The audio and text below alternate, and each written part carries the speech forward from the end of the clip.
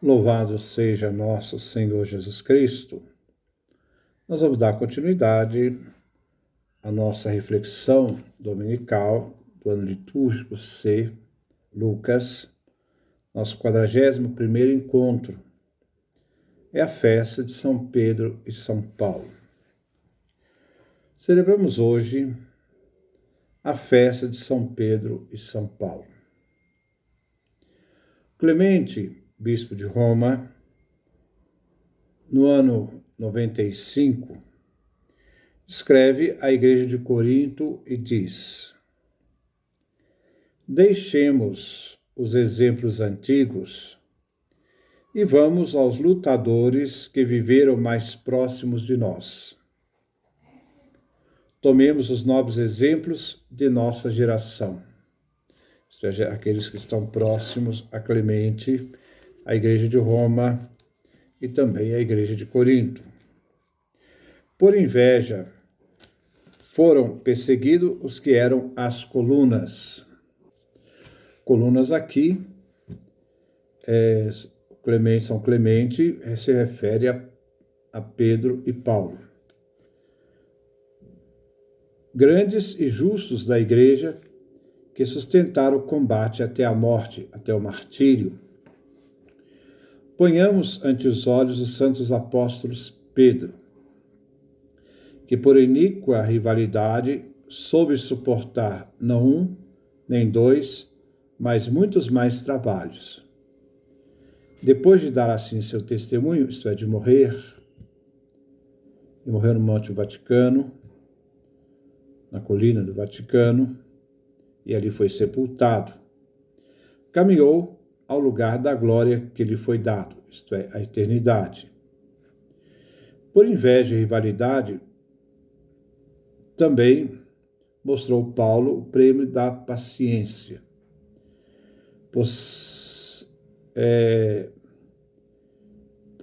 6 vezes esteve preso, foi exilado, apedrejado, arauto de Cristo no Oriente e no Ocidente.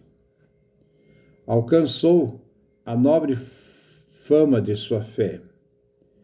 Depois de ter ensinado a todo mundo a justiça, de ter chegado até o limite do Ocidente, isto é, Espanha, e dado seu testemunho diante dos príncipes, saiu deste mundo, isto é, morreu mártir, e caminhou para o lugar santo, a eternidade, deixando-nos o mais alto legado de paciência. São Clemente foi o 3º bispo de Roma depois de Lino e Anacleto. Morreu mártir pela fé no ano 97. Conheceu Pedro, de quem foi seguidor, conheceu Paulo. Ele dá testemunho de que Pedro e Paulo morreram mártires em Roma. Com esses testemunhos de Pedro e Paulo, ele nos diz que os dois morreram pela fé, foram mártires, como vamos descrever nas leituras. Eles morreram por fidelidade e certeza da ressurreição de Jesus, testemunhas vivas de que Jesus ressuscitou. Não morreram para sustentar uma fábula ou mentira. O Jesus vivo, que eles conheceram, os fez enfrentar as dificuldades e a morte, e jamais negaram o Cristo vivo, que eles testemunharam em vida. A datação da morte,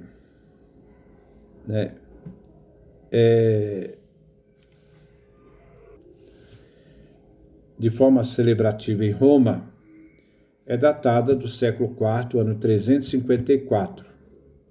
E desde aquela época, o dia da festa foi sempre dia 29 de junho. A igreja, nessa data, celebrava o martírio de Pedro, na colina do Vaticano, e o martírio de Paulo na Via Ostiense, hoje Três Fontes. Depois que Paulo morre, seus discípulos pegam o corpo de Paulo e sepultam Paulo fora dos muros de Roma, onde vai ser erguida uma igreja chamada São Paulo fora dos muros. A antífona de entrada quer colocar os cristãos unidos ao mistério da Eucaristia celebrado. Eis os santos que, vivendo neste mundo, plantaram a igreja, regando-a com seu sangue, martírio, beberam do cálice do Senhor e se tornaram amigos de Deus. Toda a comunidade celebrante vem chamada a seguir os passos de Pedro e Paulo, testemunhas de Jesus até o martírio, até a morte, por amor a Cristo, que eles serviram e amaram por toda a sua vida, por todas as suas vidas, de Paulo e Pedro, sem nunca negar a fé. A primeira leitura é tirada do livro dos Atos dos Apóstolos, capítulo 12, versículo 1 a 11. No relato dos Atos, Pedro escapou da morte, mas em Roma não escapará da morte. Ele será colocado numa cruz e pedirá para ser crucificado não como o Mestre Jesus, mas de cabeça para baixo. Jesus havia predito a morte de cruz de Pedro no Evangelho de João, capítulo 21, versículo 18. Quando fores velho, estenderás as mãos, isto é, será crucificado, e outro te cingirá. Jesus disse isso significando com que morte Pedro iria glorificar a Deus. Nessa passagem, Pedro escapa da prisão e da morte. Não é ainda o tempo de Pedro testemunhar com a vida o martírio de Jesus Cristo. A hora ainda não chegara. Herodes mata Tiago à espada, irmão de João, filho de Zebedeu. Ele queria agradar os judeus, oferecendo Pedro depois da Páscoa, para ser morto. Na leitura, destaca a intercessão da comunidade por Pedro. A igreja rezava continuamente a Deus por ele, isto é, por Pedro. Pedro vem ajudado por um anjo, pois a sua hora ainda não tinha chegado. Ele se viu, neste momento, ameaçado de morte, mas protegido por ação divina. Quando ele morre em Roma, aí ele vai ter que dar esse testemunho, morrendo por causa de Cristo. Já o Salmo responsorial é o Salmo 33, 34. É datado do período do pós-exílio da Babilônia. É uma oração pessoal a Deus em reconhecimento pela segurança que Deus, por sua amizade, nos proporciona. Como proporcionou, tirando Pedro da prisão, Deus livra, salva e protege. A primeira estrofe está nos versículos 1 e 2. É uma ação de graças, uma aclamação ao louvor a Deus, a Javé, com alegria esfuziante. O salmista, livre do exílio, reconhece que Deus merece louvor e jamais esquecerá. Javé, pois, em todo o tempo, e nos lábios do salmista, será sempre expressado com louvor. O salmista irá bendizer Javé Deus. O anúncio é dirigido aos humildes, para que se alegrem com ele, os humildes, os pobres de Javé. A segunda estrofe é um convite para que se celebrem com o salmista e vem tirado dos versículos 4 e 5. Que todos, junto com o salmista, possam exaltar o nome de Javé Deus, pois ele, Javé, atendeu às preces do salmista, livrando de todos os temores. A terceira estrofe é tirada do versículo 6 e 7. A ajuda que o salmista suplica não é só alívio de angústia, mas de salvação. Assim, o convite do salmista em chamar a assembleia orante a contemplar a face do Senhor, para que juntos com o salmista pudessem todos se alegrar. Deus escuta a prece de seu fiel, isto é, aquele que observa a aliança, os mandamentos. E assim, ele, Javé, libertou o salmista. A quarta estrofe revela a presença de Deus que não se faz longe. Javé acampa ao redor daqueles que o temem. Isto é, ele se aproxima daqueles que observam os mandamentos. Né? Javé, pela sua ação, salva os observantes da lei. O salmista termina convidando a Assembleia em oração a fazer a experiência de provar o Senhor como suave. Deus, em seu ardente desejo de unirem, de viverem e virem, poder ver o auxílio que Deus faz aos homens, agraciando-os com bens sobrenaturais e temporais, na medida em que são proveitosos para o próprio ser humano, para a própria salvação e a perfeição humana. Vivendo assim na fidelidade à aliança, sustentado por Javé na fé, o homem encontra em Deus a proteção e se torna bem-aventurado, isto é, feliz. A segunda leitura vem tirada da carta de São Paulo, a segunda carta de São Paulo a Timóteo, capítulo 4, versículos 6 a 8, versículo 17 a 18. Paulo diz na segunda carta aos Coríntios, capítulo 11, 22, capítulo 11, versículo 22 a 27, o seguinte: dos judeus recebi 5 vezes os 40 golpes menos 1.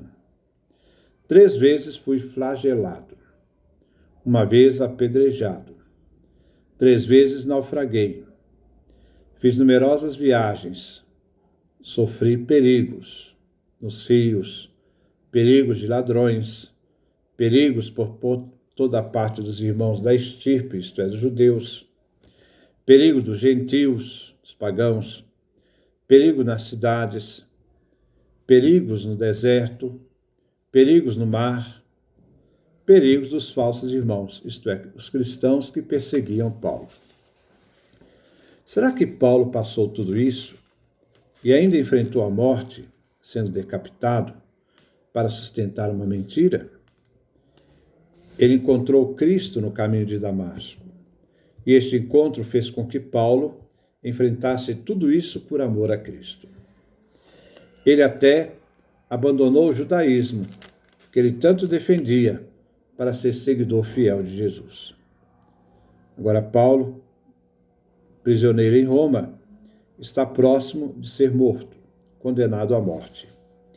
Ele escreve a seu discípulo Timóteo e relata a sua consciência de que ele está para ser morto. O seu fim estava chegando. Paulo refere ao seu martírio como ser derramado em sacrifício. Sua vida será uma oferta a Deus.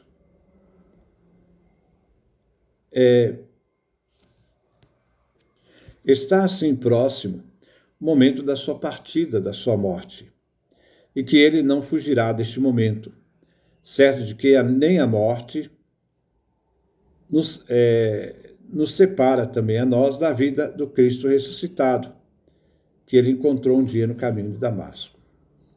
Paulo cumpriu sua missão, espera agora a recompensa, a coroa de todo atleta no final da corrida, isto é, espera a ressurreição.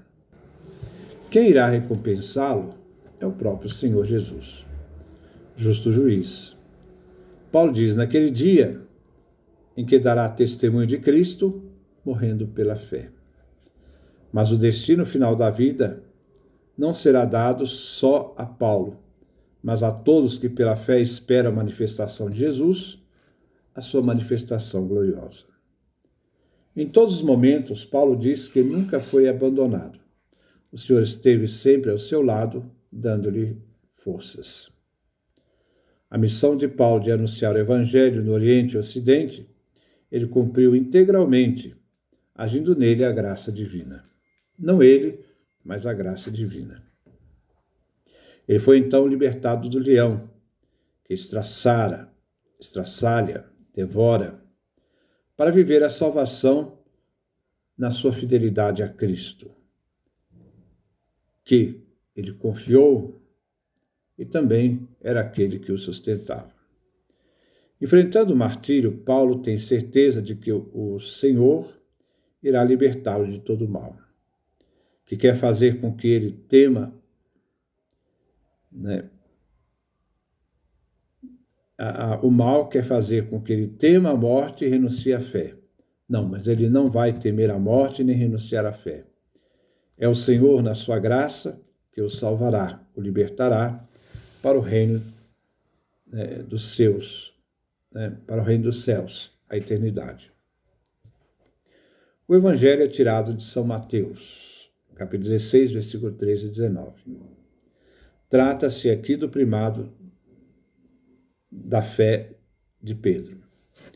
Jesus se dirige para uma região fora da Galileia, território judeu. Dali, ele inicia a sua caminhada subindo para Jerusalém, onde ele entregará a sua vida. Jesus dirige aos discípulos duas perguntas. Aos que estão de fora, diz: quem são aqueles que estão de fora? Aqueles que não são discípulos, não fazem o caminho do discipulado, não têm essa proximidade com Jesus. Quem dizem os homens ser o Filho do Homem? Isto é, o que aqueles que estão de fora falam dele? Os discípulos respondem que aqueles que estão de fora veem Jesus como profeta. Uns dizem João Batista, erram, porque João Batista morreu. Outros Elias, o pai dos profetas. Outros dizem que ele é Jeremias, o profeta sofredor, ou algum dos profetas. Agora, diante da resposta dos discípulos, Jesus agora dirige a pergunta àqueles que estão dentro, que fazem o caminho do discipulado com Jesus. E vós, quem dizeis que eu sou? Pedro adianta aos discípulos e por primeiro professa a fé em Jesus. Tu és o Messias, isto é, o Cristo, o Filho do Deus vivo. Jesus não é só Messias, descendente de Davi, mas também Filho do Deus vivo. Jesus dirige a Pedro e lhe confia uma missão que só pertence a Pedro e não aos outros. Não pertence nem aos apóstolos, nem aos discípulos, só a Pedro. O que foi revelado a Pedro, foi dada essa revelação pelo próprio Pai do céu. Diante da fé professada de Jesus, tu és Pedro, sobre essa pedra construirei a minha igreja. Essa se refere a Pedro. Se fosse a profissão de Pedro, seria essa, da frase anterior. Existe o sujeito Pedro e tem o adjetivo e, que se refere a Pedro, que se torna pedra, pela sua profissão de fé sobre o próprio Cristo, que ele é o Messias, o Filho do Deus vivo. Que Pedro tem sua realidade fundamental na igreja, vemos não só no primado da fé do Evangelho de hoje, mas também o primado do amor do Evangelho de João, no capítulo 21, do versículo 15 a 19. Simão, filho de João, tu me amas mais do que estes? Quem são estes? João, Natanael, Tomé, Tiago, outros dois discípulos, que nós encontramos no capítulo 21, versículo 2. Diante da afirmativa de Pedro, Jesus diz: apacenta tu, isto é, Pedro, os meus cordeiros, ovelhas, isto é, apacentar aqueles que pertencem a Jesus. Isso Jesus deu a Pedro e não aos outros. Também em Lucas, capítulo 22, versículo 31, Jesus diz: Simão, Simão, olha que Satanás pediu permissão para peneirar vocês. Terceira pessoa do plural. Se refere aos apóstolos e discípulos. Isto é, como trigo. Eu, porém, rezei por você. Terceira pessoa do singular. Jesus rezou por Pedro, não pelos outros. Então, Jesus é bem claro. Ele rezou por Pedro, para que sua fé, Pedro, não desfaleça. E você, Pedro, quando tiver voltado para mim, fortaleça você, Pedro, os seus irmãos. Essa missão foi dada a Pedro. Então, Pedro tem o primado do amor, tu me amas mais, o primado da fé, e vocês quem dizem que sou eu, mas ao mesmo tempo é ele que Jesus confia a missão de confirmar os irmãos. Essa missão é de Pedro, não é dos outros. O poder do inferno nunca, jamais prevalecerá sobre ela, a igreja. Pedro recebe então as chaves do reino dos céus. Até aqui, a missão é de Pedro. Agora, o que segue primeiro, é dado a Pedro. Então, Pedro é dado a missão do perdão, da reconciliação. Então, primeiro foi dado a Pedro. Depois, Jesus confere aos outros. Então, Pedro tem o primado da missão. Mais tarde, os outros recebem a mesma missão de Pedro, mas só nesse aspecto. Quando diz, tudo que tu, Pedro, ligares na terra, será ligado nos céus. Tudo que tu, Pedro, desligares na terra, será desligado nos céus. Depois, essa missão que por primado foi dada a Pedro, foi entregue também aos outros discípulos e apóstolos do Evangelho de Mateus, capítulo 18, versículo 18. A antífona de comunhão, ela vem tirada do Evangelho de Mateus, capítulo 16, versículo 16 e 18. Pedro disse a Jesus, tu és o Cristo, Filho de Deus vivo. Jesus respondeu, tu és Pedro, e sobre essa pedra edificarei a minha igreja.